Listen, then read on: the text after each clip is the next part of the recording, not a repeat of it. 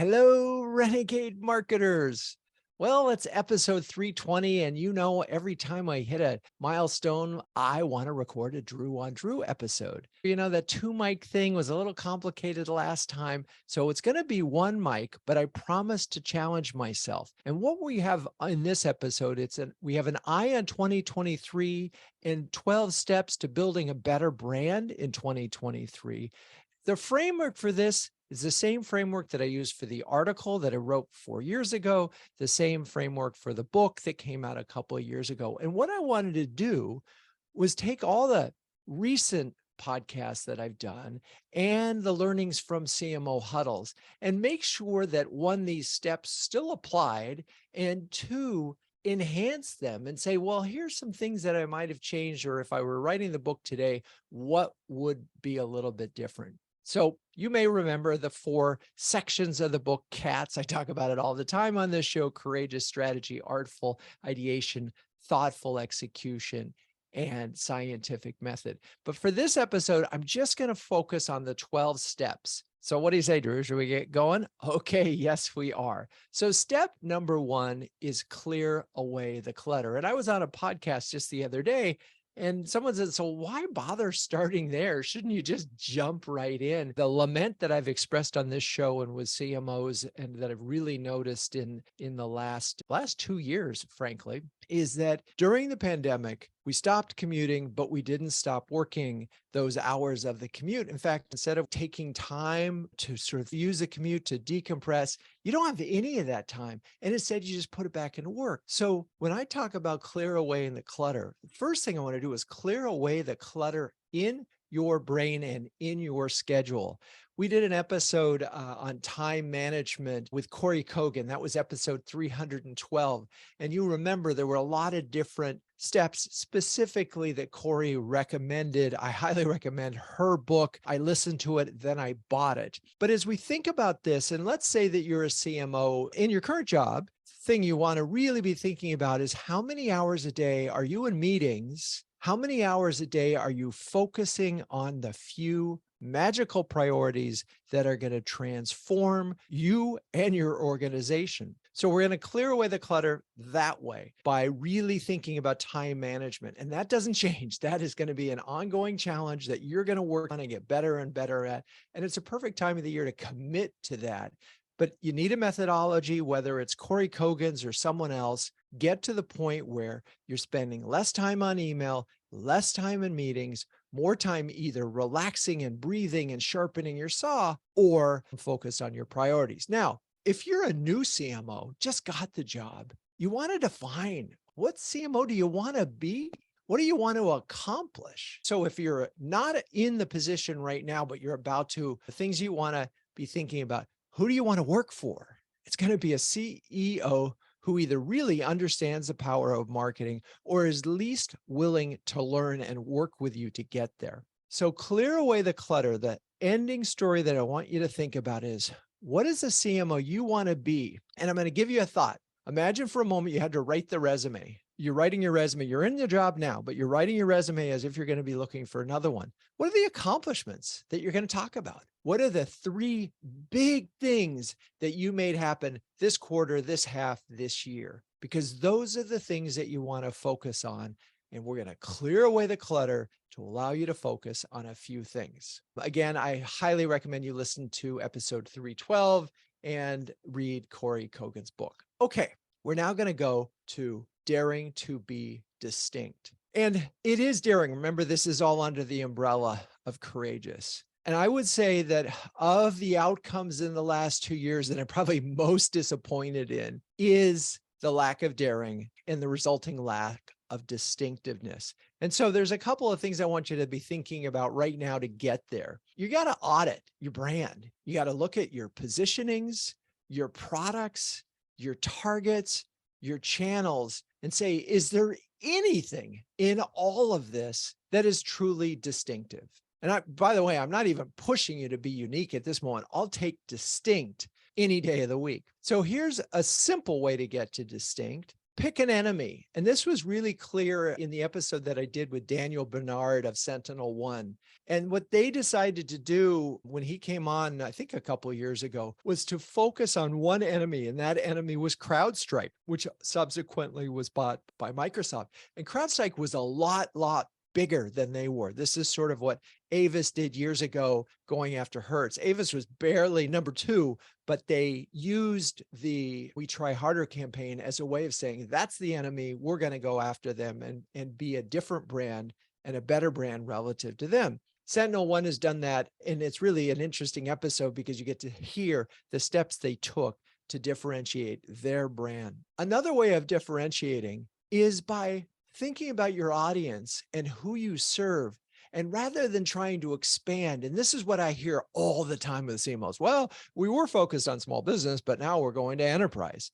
And next thing you know, you're not the best at small business and you're not the best at enterprise. You're this diluted offering and your sales force is struggling. So I want you to listen to the episode with Noreen Galstian of SADA. What was so interesting in that episode, and this is a phenomenal case that's really going to take courage to make. They said there are 4 cloud platforms out there that we could support and currently support.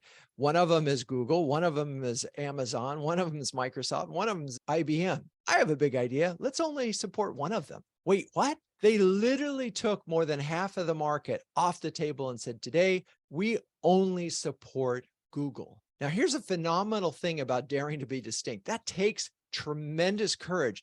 But the result was they were able to double their business because they're now a much bigger fish in a pond they own.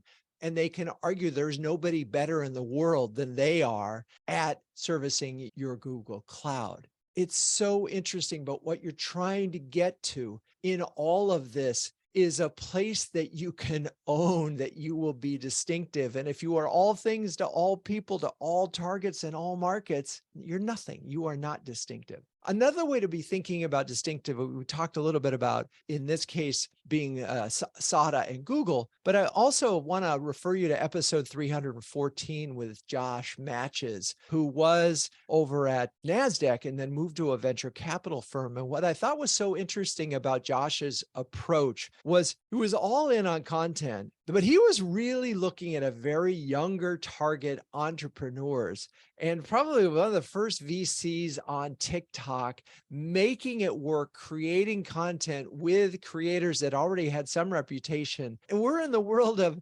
financial investments, but he's getting traction there. Talk about daring. You're going to a venture capital firm and you're going to do that. They also have a lot of fun building content, whether it's podcasts, which are just so different. I would say they are unique in the industry in terms of the kinds of content they're creating for a younger audience. Another way of daring to be distinct is upping your content game. And an episode that I did with Kip Bodner from HubSpot, they bought a media company because they realized they're not going to be able to do the better media that they want to do. And so the dare was, all right, well, let's just admit we can't create as well as a media company. Lastly, and we'll get there, but the shortest distance to demand gen is a clarity of promise. And we'll talk about that in a second. Okay. So we've cleared away the clutter. We've got your calendar under control. We've got your objectives under control. You're working for someone you want to work for, and that person is allowing you to be distinct. They're sharing the challenge of being distinct. They're committing to it. So now we get to step 3, which is pounce on your purpose. And I really spent a lot of time thinking about this, wondering, is purpose going to matter? Is it going to matter more in a downtime or less? You know, people often vote with their pocketbooks, and things like purpose give way when suddenly we don't have enough money to spend. We talked about this in episode 302 with Peter Nyman and Julia Goebel. Purpose is more important than ever. First of all, purpose is a way of differentiating your brand when your product and service is very difficult to differentiate. Peter Nyman is at Amalgamated Bank and talk about, well, they are the bank. Again, talk about reducing your target. They are the bank for causes and for the Democratic Party and for, you could say they're the liberal bank. That gives them an interesting position to have in the marketplace, where recognizing, again, going back to an episode I did with Bank of the West, your money has agency, and they care about not only who they take the money from, but what they invest the money in. And what both Peter and Julia talked about is how the purpose really gives the organization a North Star. If you don't have a purpose, you need to get agreement with your CEO and the C-suite that we need to stand for something. You could say that our purpose is to make money, and that's fine, but good luck with the millennials and the target audience, that younger recruits and selling that. The only reason they're coming to work is to help shareholders and make money. And this really came clear, and I'm going to read a quote to you from Suzanne Konkle, who is the CMO of Deloitte. We had a really good talk. I mean, they hired 156,000 people in 2022. I mean, talk about incredible. And here's what Suzanne said. I do believe that all workers today want to make a difference with the work they're doing. And I think they want to believe in the company and what the company stands for. And I think I misread that quote a little bit. So basically, what she concludes with, and the way the impact of that work is done, I think making sure that you share those messages internally is as important, if not more important, than what you share externally. So what she's saying is purpose really matters to your younger audience. Purpose really matters. And it's more important that you have your employees, particularly, obviously, if you're a Deloitte and you have hundreds of thousands of employees and you want them to believe in your brand. My feeling, and I think we're going to see it, is purpose-led brands are going to be stronger in a downturn, because the level of commitment that they have from employees and from their customers is going to be stronger. Everybody else is going to compete on price. Okay, I think that's a pretty good section, a point where we can take a quick break. I'm going to take a second and talk about CMO Huddles. Launched in 2020, CMO Huddles is an invitation-only subscription service that brings together an elite group of CMOs to share, care, and dare each other to greatness. It's been so interesting in the last few months in CMO Huddles. More and more folks are talking about this as a cross between an expert workshop and a therapy session at a time when CMOs really need some therapy. There's also amazing content that's getting shared and ideas that are getting shared all across our community. If you're a B2B CMO that can share, care, and dare with the best of them, visit cmohuddles.com or hit me up on LinkedIn to see if you qualify for a guest pass. Okay, we're back. In sum, so far, we've went through our courageous strategy. We've really cleared away the clutter. We've got agreement with the management to dare to be distinct. We figured out how we're going to be distinct. One of the ways that we want to be distinct is by pouncing on our purpose and really differentiating, which is something that's going to matter to younger audience. That younger audience is more important than ever. It turns out that millennials are now the number one buyer at enterprise level companies. So we're pouncing on our purpose. Having done all of our courageous strategic work, we can now move on to artful ideation. When we talk about artful ideation, just want to remind you, I'm not saying you need to be an artist, but I am saying as a CMO, as a marketer, you need to be artful. And this was so interesting. I'm going back to our conversation with Suzanne Konkle from Deloitte, because she had been a consultant at Deloitte for 23 years before taking over the role. And one of the first things that she realized is this idea of welcoming we, and suddenly how, unlike being a consultant, she needed to bring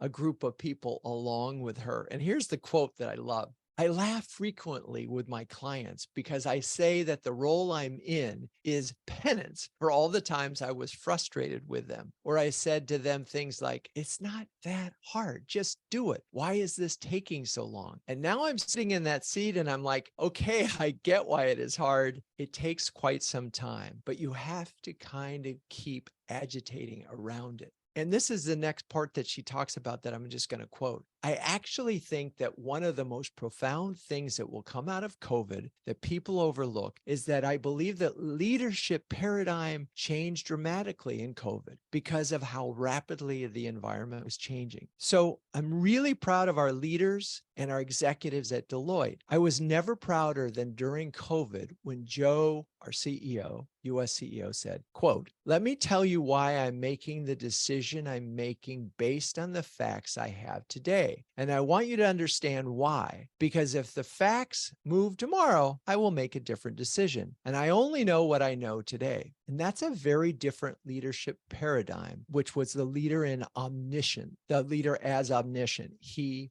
or she knows everything. And I wanted to share that quote because the CEO is essentially saying, I want you involved. I want you to understand why I'm making this decision. I want to help the organization move forward. I could change my mind because the information will change. As I used to say quite a bit, I was wrong before, I'm smarter now. And that is part of this welcome we idea, is that you are bringing employees into your thought process. And that's a wonderful thing about marketing, is just remind yourself that actually people really like marketing in general. They think it's a fun, creative area. And so your employees do want to weigh in. They do want to have pride in the organization. So cultivating that pride and welcoming we, and again, this is a fine line here. I am not suggesting that you create your ideas and your big brand ideas through a committee where, there's all sorts of layers of approval. Nothing great happens that way. Nobody gets to distinct through a committee. But I am saying that you're going to have to involve your employees. So get your employee surveys out there. They cost you nothing, and they create tremendous opportunities for employees to participate in the process, but also so you know how bad things are. So if you find that employees are not proud of A, the company that you work for, or B, they're not proud of the marketing, you got an issue. Because if employees aren't feeling it, if they aren't feeling the love, you've got a real problem. That's going to show up in customer service. That's going to show up in product development. That's going to show up in sales, because they're just not going to believe in what it is you're doing. So it's so easy to get employees involved in the beginning of any kind of major marketing or strategic initiative. Don't forget that. Just welcome we, recognize no matter how you are, would like it to be, as Suzanne realized, you got to bring them along. You got to involve them. And the same thing goes if you're CMO and you're not besties with your CRO and your CFO, you're going to have a hard time. And that's something that isn't going to change at all. It's going to be just as bad in 2023. And let's imagine for a moment that 23 is a downturn. Your relationship with your CRO is going to be even that much more important. You guys have got to be aligned. And if the market is declining, it's going to be harder and harder to, increase your share and to grow the business. So you got to have full alignment, because otherwise the blame game is going to come, and it's going to come quick. Okay, I won't beat that one too hard, but welcome we, very much a part of this Artful process. Next up, and this is one I think is probably among the most important things that I would say, perfect pithy, maybe the single most important part of this episode. Now, why do you say that, Drew? Well, several things. First of all, in 2023, as we look ahead, we may be fighting for share. And whenever you're fighting for share, you are even fighting for mind space, even more so. And so you need to own something in the brain. And I want you to listen to episode 319 with Lindsay Peterson on how the brain works and why we need to be able to keep things simple. Another great example that I'm going to point you to for perfecting pithy is my interview with Kip Bodnar, episode 398. If you look at the ad campaign that they ran with the Pirates, the takeaway was grow better. 2 words. Grow better. You talk about perfecting pithy. And even in terms of the campaign idea, a smooth CRM for rough seas. Just amazing concentration of language. When we look at the Deloitte episode, Suzanne Konkel must have mentioned impact that matters 4 or 5 times. That's their North Star, having an impact that matters. And that perfect pithy part, impact that matters, that's an internal program. And it's an external program. It's the way they think about it. So here's a quote from her. It is amazing because there are things that you learn as a consultant. A big tenet of our brand is this whole notion of impact that matters. So when we do consulting projects, we're pretty maniacally focused on doing what matters and what will make a difference. So I try to keep that same mentality in place when thinking about marketing. Impact that matters. 3 words to define a company that does a million different things with hundreds and thousands of employees. Okay, we need to perfect pithy, probably because you might have less dollars to work with. I know that sounds, depressing and so forth, but it's quite possible you'll have less dollars to work with. And I guarantee you what's going to happen is this. If you are on a calendar year, your budget, what they're going to do is they're going to backload it and they're going to try to keep you constrained in the first half because they don't know what the second half is going to be. And they want to be able to pull money off the table if it happens. If you are going to make everything work as hard as possible, particularly if you have a smaller budget, you need to have some singular idea that you're reinforcing. Why? Well, all right, consider one fact that came up in a recent bonus huddle with Forrester analysts. 27 touches after an opportunity has been identified, not before, after. If those touches are not in some way reinforcing the big brand idea, if they're giving different ideas, it will not have a cumulative effect. It will be, different little tiny things. But if it's consistent, you have a chance. So consistency is going to be important, probably more important than ever. And that's why we need to perfect pithy. I want to refer you to another episode with Daniel Bernard of Sentinel One. What he said was being able to break really, really complicated technology down into something that's understandable and simple. That's the role of the CMO. That's the first part of figuring out who you are. So we're going to perfect pithy. We're going to take this complicated technology down to something that is understandable and simple. Okay. So we're bringing in the community. We're perfecting pithy because we're narrowing our whole big brand idea to 8 words or less. So many different ways of getting there. I don't care about the process as long as it involves the executive folks up top. You have to get those folks on board because they have to use this language too. And bottom up in that you have to make employees feel like they are part of the process. They got you there. That's why we welcomed we. And then you got to put it on swag. Okay. Step number 6 is delight by design. So let's say you've got a really distinct position, but you look like everybody else.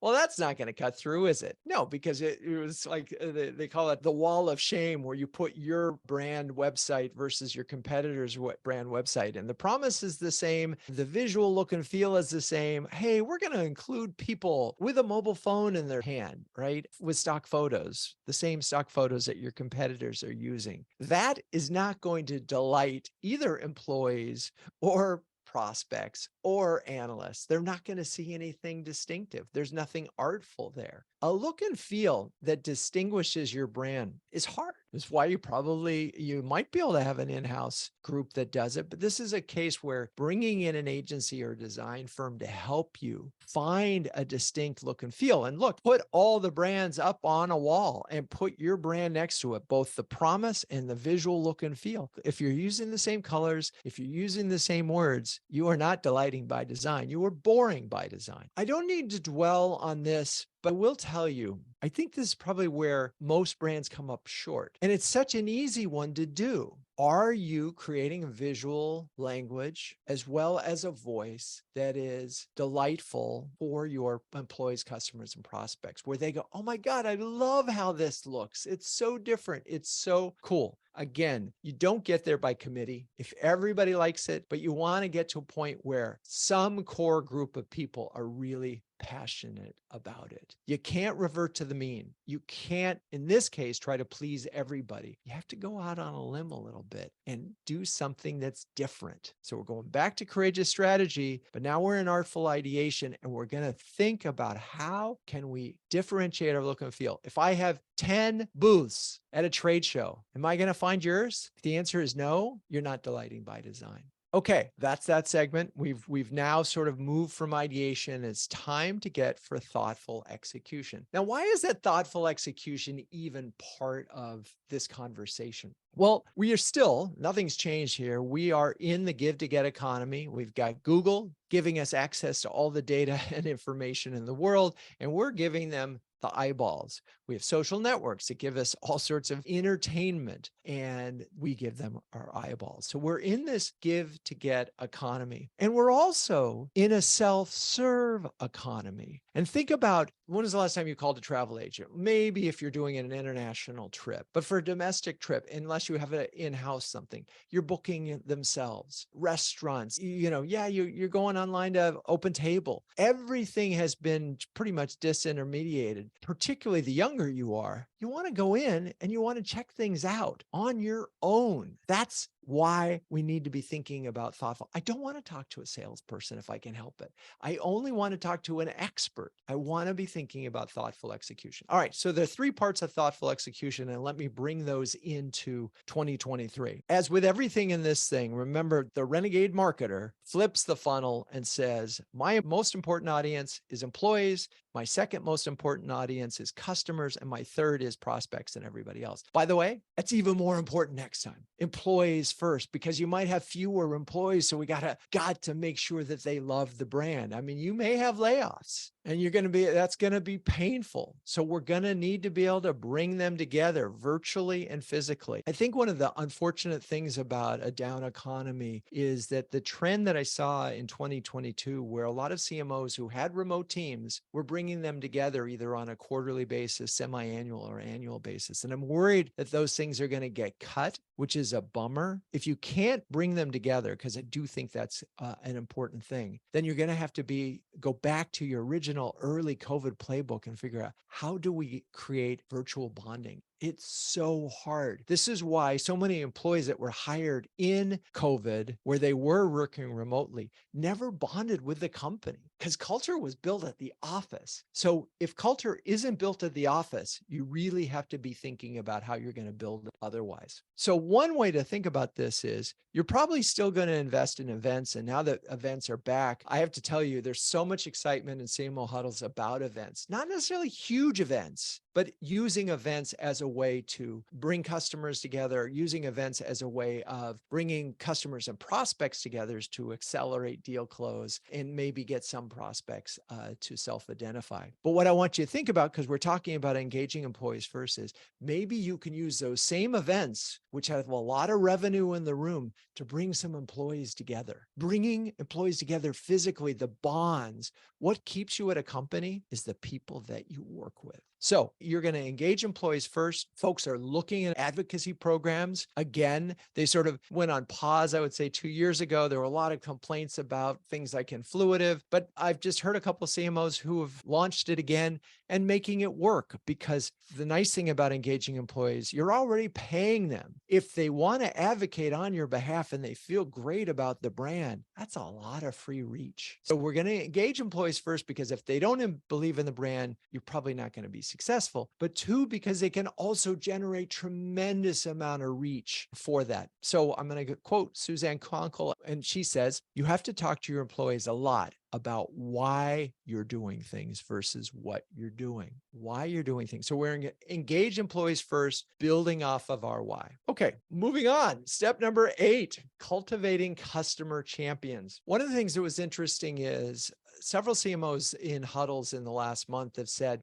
big events really aren't working for us. We were spending a huge amount of money, sending a lot of people on exhibit space and travel costs, and they're way up. But what they are using those big events for is creating smaller events around them, like having a customer dinner or breakfast or lunch, or creating a space nearby that their customers can use. All of this is about cultivating customer champions. So what does a customer champion look like? This is the person that absolutely, without prompting, will refer your product, service, or organization to a peer. This is the person who will be absolutely thrilled to be on your customer advisory board and will welcome the opportunity to provide input into your roadmap. I want to mention one other thing that I heard a CMO talk about. They were at a huge event. I think it was in Vegas. I can't remember the market. And they used that opportunity to call every customer that was in Nevada and said, hey, we're all going to be in your neck of the woods. Why don't you come and we'll have dinner? Wherever you're going for your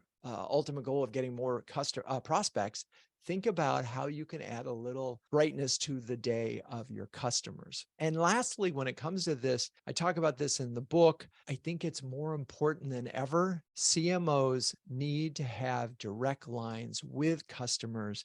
I love executive sponsor programs. I think they're going to be more important in 2023 than they were before. You need to be able to start sentences like this. I was talking to a customer the other day. Again, that is the magic sentence that you could say in any board meeting with any peer, and you need to have that. You need to own that. Okay, let's take a break and we'll come back and talk about selling through service.